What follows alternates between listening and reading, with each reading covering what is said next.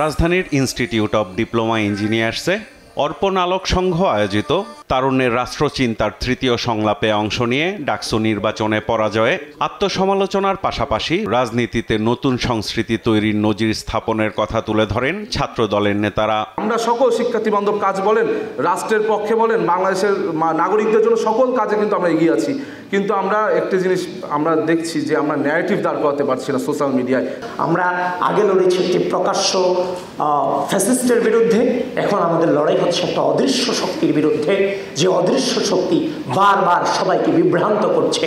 জাতীয় নাগরিক পার্টির দক্ষিণাঞ্চলের মুখ্য সমন্বয়ক হাসনাত আব্দুল্লাহ বলেন, নিজেদের ভুল সংশোধন করে বাংলাদেশপন্থী রাজনীতি প্রতিষ্ঠা করতে চায় তার দল।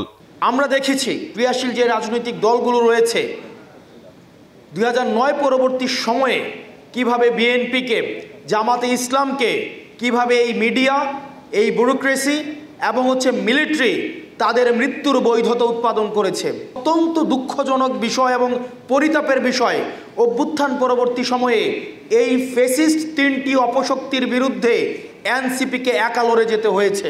আমরা আমাদের ভুল সংশোধন করে আমরা বাংলাদেশপন্থী রাজনীতিটা আমরা গড়ে তুলব সবাই একসাথে। প্রধান অতিথির বক্তব্যে বিএনপির স্থায়ী কমিটির সদস্য সালাউদ্দিন আহমদ জামায়াতের কর্মসূচি ও দলটির দাবি নিয়ে কথা বলেন।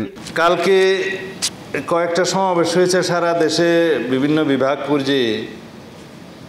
এটা পত্রিকায় আজকে হেডলাইন দেখলাম, কোথাও বলছে বাংলাদেশ জামাত ইসলামী সরকার গঠন করবে, বিএনপি বিরোধী দলে যাবে।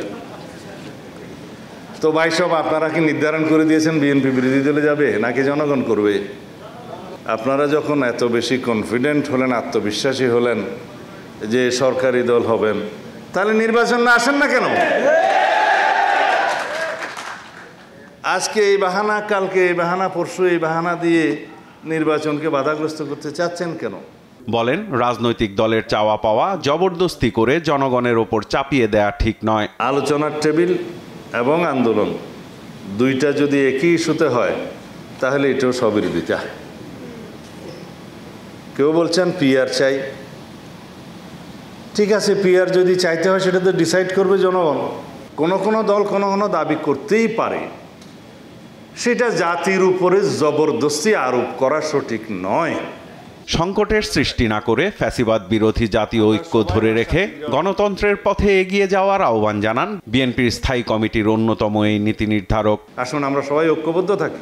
সাইফুল রিপন, দেশ টিভি, ঢাকা। সেটাকে আমরা সমুন্নত রাখি।